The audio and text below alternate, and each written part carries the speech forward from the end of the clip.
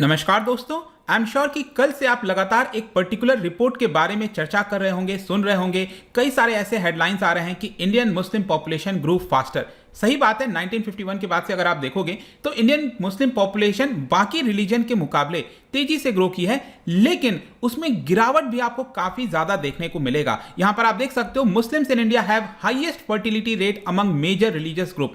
और ये जो पर्टिकुलर रिपोर्ट है वो आपका प्यू रिसर्च सेंटर के द्वारा निकाला गया है। तो इसके बारे में हम डिटेल से समझेंगे और जानने की कोशिश करेंगे कि इसमें कितनी सच्चाई है। एग्जैक्टली अगर हम नंबर को देखेंगे, डेटा को समझने की कोशिश करेंगे, तब आपको सारे क्लियर पिक्चर आपको मिल जाएंगे। तो काफी कुछ जानने को इस वीडियो के अंदर। चलिए आगे बढ़ते हैं, लेकिन उसके पहले अगर आप यूपीएससी या फिर किसी भी चीज के एग्जाम की तैयारी कर रहे हैं तो सिंपली आप हमारे ऐप को डाउनलोड कर सकते हैं या फिर studiiq.com पर जा सकते हैं। जितने भी कोर्सेज हैं काफी कम दाम पर आप उसको अवेल कर पाएंगे। चलिए देखते हैं एग्जैक्टली हो क्या रहा है, हम डिस्कस क्या कर रहे हैं।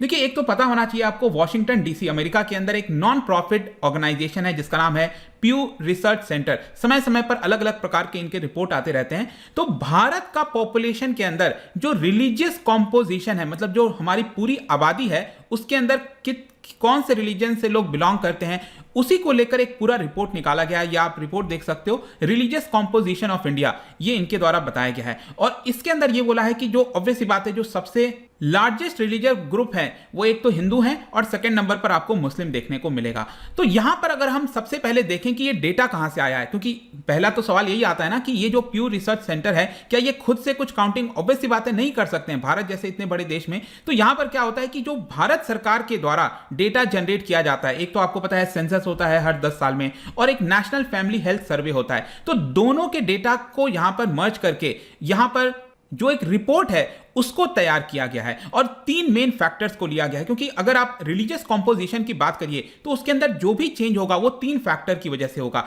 एक तो है आपका फर्टिलिटी रेट, मैं आपको आगे बताऊंगा डिटेल में ये सारी चीजें हैं क्या, माइग्रेशन हो गया, कन्वर्जन्स हो गया, ये मेन फैक्टर होते हैं जिसको लेकर ये पूरा जो रिपोर्ट है वो बनाया गया है। तो एक एक करके समझते हैं कि देश की आजादी के बाद 1951 में जब आजादी के बाद पहला सेंसस हुआ था, उससे लेकर अभी तक 2011 के सेंसस तक क्या सिचुएशन है। पॉपुलेशन सबसे पहले तो हमें यह देखना है कि कितना इंक्रीज हुआ है। तो 3 गुना से ज्यादा पॉपुलेशन इंक्रीज हुआ है। 1951 का जो सेंसस हुआ था उस समय जो हमारी आबादी थी इट वाज 36 करोड़, मतलब 361 मिलियन आबादी थी। और आज के डेट में कितनी आबादी हो गई है, जो लेटेस्ट सेंसस है 2011 का, उसमें 121 करोड़, जैसा कि आपको पता होगा। जिसमें अगर हम अलग अलग रिलीजन की बात करें तो हिंदू की पॉपुलेशन ये 304 मिलियन से, मतलब कि 30 करोड़ से इंक्रीज होकर 96 करोड़ हो गई है। सेम उसी प्रकार से मुस्लिम्स की पॉपुलेशन आप देखिए 3.5 करोड़ से इंक्रीज होकर 17.2 करोड़ हो गई है। सेम उसी प्रकार से क्रिश्चियंस की आप देख पाएंगे, अलग अलग रिलीजन देख पाएंगे। लेकिन यहां पर एक और मैं रिलीजन की बात करना चाहता हूं, वो है आपका पारसीज।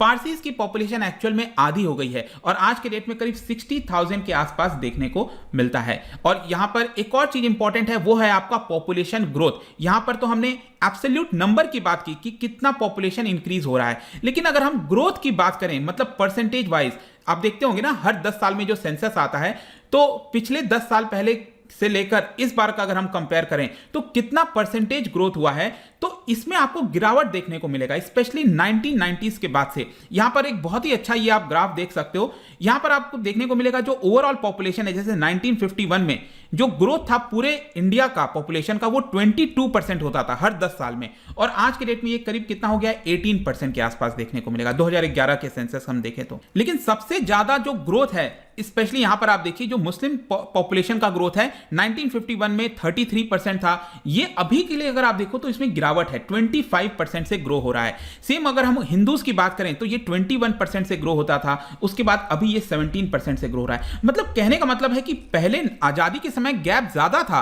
अब उतना गैप नहीं, हाँ गैप ये कम हो रहा है। ये चीज आपको यहां से देखना है। क्रिश्चियंस का अगर आप देखोगे ना तो बहुत ज्यादा अप्स एंड डाउन्स देखने को मिलेगा। इसका एक बेसिक जो कारण है वो है आपका कन्वर्जन बताया जाता है, ठीक है। तो कभी कभी कन्वर्जन ज्यादा हो गया, तो सपोज 81 से लेकर 91 के बीच में यहां पर थोड़ा सा अचानक से पॉपुलेशन इंक्रीज, तो ये थोड़ा सा आपको डिफरेंस देखने को मिलता है। नेक्स्ट एक बहुत इंपॉर्टेंट चीज के ऊपर जिसको लेकर देश में बहुत चर्चा होती है, कुछ लोगों के द्वारा ऐसी भी धारणा बनाई जाती है कि मुस्लिम्स की पॉपुलेशन बहुत तेज इंक्रीज हो रहा है, वो हिंदूज के पॉपुलेशन को ओवरटेक। देखिए ऐसा कुछ नहीं है, मैं आपको डेटा से बता बताता हूं, आपको सुनी सुनाई बातें और बिना हवा जैसी बातों पर बिलीव नहीं करना। यहां पर मैं आपको परसेंटेज वाइज दिखाता हूं।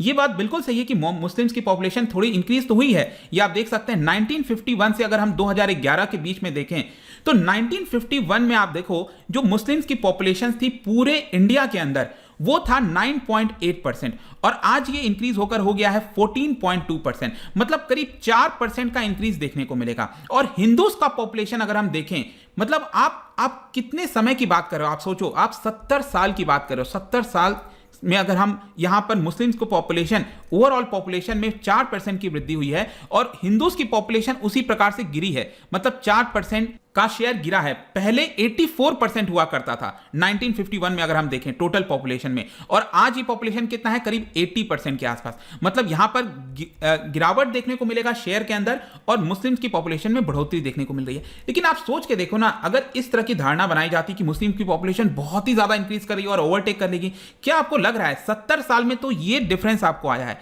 तो कहीं ना कहीं ये चीज कहना शायद डेटा ऐसा नहीं बताता। मैं आपको फर्दर डेटा बताता हूं। बाकी तो आप देख लो यहां पर क्रिश्चियंस, जैन्स वगैरह ये लगभग वैसा ही रहा है, स्टेबल आसपास। ये शेयर ध्यान रखना, परसेंटेज शेयर की हम बात कर रहे हैं टोटल पॉपुलेशन में।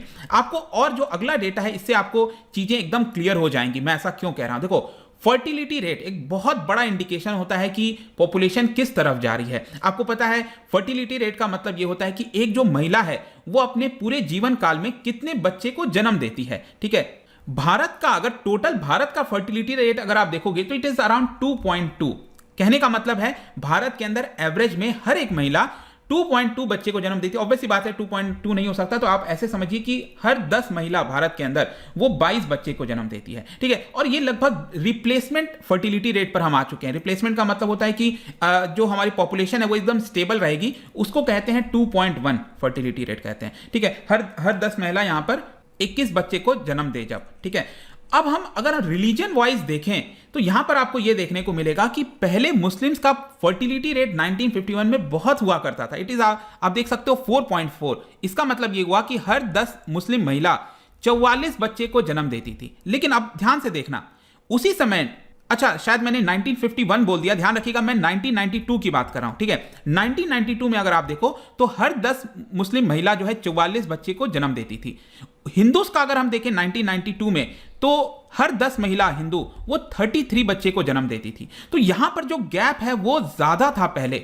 द गैप वॉज 1.1, मतलब 11 बच्चे का यहां पर आपको गैप देखने को मिलेगा। राइट, अब देखो गैप कितना हो गया है। मुस्लिम्स का फर्टिलिटी रेट 2015 में अगर हम देखें तो इट इज 2.6, मतलब हर 10 मुस्लिम महिला 26 बच्चे को जन्म देती है। और हिंदूज का फर्टिलिटी रेट कितना हो गया है, हर 10 महिला 10 हिंदू महिला ये 21 बच्चे को जन्म देती है। मतलब पहले यहां पर जो डिफरेंस था वो 1.1 का था, आज के डेट में डिफरेंस कितना है, इट इज जस्ट 0.5।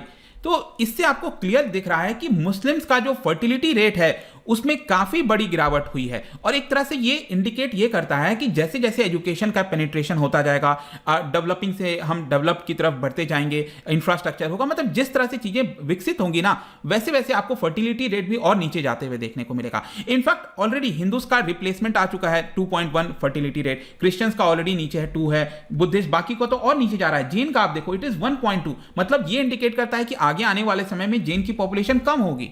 तो कहीं ना कहीं यह भी कहना कि भारत के अंदर जो आबादी है उसको और कम करना चाहिए। देखो अगर हम और ज्यादा कम करेंगे ना यहां से तो आगे चलकर एक प्रॉब्लम भी हो सकता है, क्योंकि पॉपुलेशन डिक्लाइन हो जाएगी और आगे चलकर जो ओल्ड एज पॉपुलेशन है वो बहुत ज्यादा हो जाएगी, डिपेंडेंट हो जाएंगे।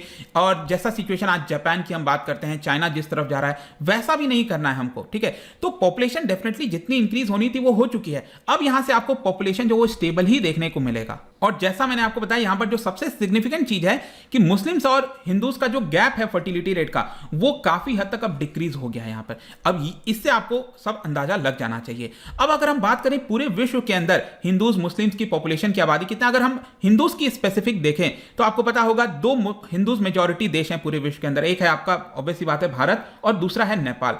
और भारत में अगर हम देखो तो जितने भी हिंदूज रहते हैं पूरे विश्व में उसके 94% हिंदूज भारत में ही रहते हैं। इनफैक्ट अगर हम मुस्लिम्स की बात करें तो भारत के अंदर सेकेंड लार्जेस्ट मुस्लिम पॉपुलेशन है। सबसे ज्यादा मुस्लिम पॉपुलेशन जाहिर सी बात है इंडोनेशिया के अंदर है 209 मिलियन, 20 करोड़ के आसपास, 21 करोड़। और फिर आता है आपका भारत का नंबर, यह भी ध्यान रखना है आपको। और फिर थर्ड नंबर पर पाकिस्तान है, फिर फोर्थ पर बांग्लादेश है।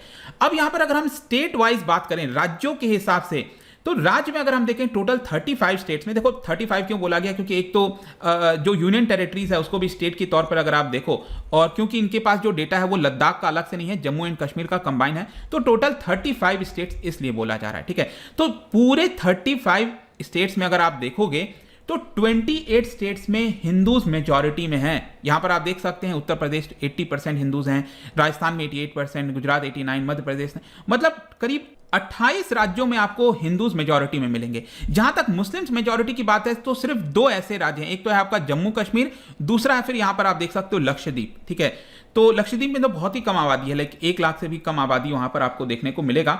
और साथ ही साथ जम्मू कश्मीर में 13 मिलियन के आसपास है, 1.3 करोड़ के आसपास। तो ये आपको फिगर देखने को मिलता है। और उसके बाद अगर हम क्रिश्चियंस की बात करें तो नॉर्थ ईस्ट में सिर्फ 4 ऐसे राज्य हैं जहां पर क्रिश्चियंस मेजॉरिटी में हैं। मेघालय हो गया, मिजोरम, नागालैंड, अरुणाचल प्रदेश, ये आपको देखने को मिलेंगे। और सिख जो है वो आपका एक ही स्टेट है, दैट इज पंजाब। ठीक है, तो ये स्टेट वाइज भी आप यहां पर देख सकते हो। तो ये पूरा वीडियो था, जो भी इंपॉर्टेंट चीजें इस पर्टिकुलर रिपोर्ट में आई थी वो मैंने सब कुछ आपको यहां पर बता दिया है। और जो एक धारणा है इस तरह से मुस्लिम पॉपुलेशन बहुत ज्यादा तेजी से, ऐसा शायद डेटा में तो नहीं दिखता है, बाकी आप अपना कंक्लूजन निकाल सकते हो जैसे भी आपको चीजों को देखना है। ये पूरा वीडियो था। जाने से पहले एक इंटरेस्टिंग क्वेश्चन, देखो जब हम भारत के पॉपुलेशन की बात करते हैं तो डेटा तो हम सबके सामने है, लेकिन यूपीएससी वगैरह में स्पेशली जो क्वेश्चंस ऐसे आते हैं ताकि आपको एनालाइज करना होता है। क्या आप बता सकते हो कि भारत का जो पॉपुलेशन है उसका सबसे सिग्निफिकेंट फीचर कौन सा है? सबसे सिग्निफिकेंट फीचर 4 में से। इसका जो राइट आंसर है आपको पता ही है, मेरे इंस्टाग्राम पर तो मिलेगा ही। वहां पर अगर आप नहीं हो कोई बात नहीं, टेलीग्राम से भी ले सकते हैं इसका सही उत्तर। मैं कई सारे एमसीक्यूज यहां पर डालता रहता हूं स्टोरीज के फॉर्म में, आप जाकर प्ले कर सकते हो। बाकी अगर आपको पीडीएफ चाहिए तो टेलीग्राम पर आइए, अलग अलग सोशल मीडिया पर भी आप जुड़ सकते हैं। साथ ही साथ यूपीएससी या फिर किसी भी एग्जाम की तैयारी कर रहे हैं तो सिंपली आप हमारे ऐप को डाउनलोड कर लीजिए या फिर studiiq.com पर भी जा सकते हैं। आई होप कि वीडियो आपको पसंद आया होगा। मिलता हूं आपसे next time, till then thank you very much, see you soon.